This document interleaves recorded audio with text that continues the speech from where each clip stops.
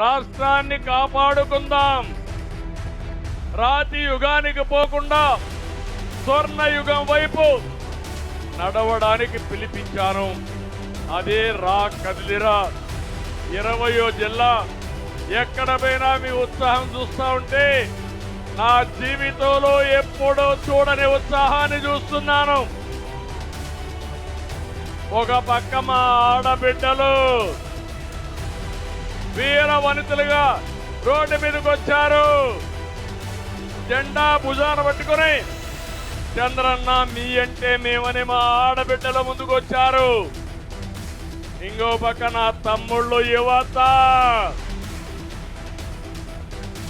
ఎక్కడ చూసినా యువతే కనపడుస్తున్నారు నాకు.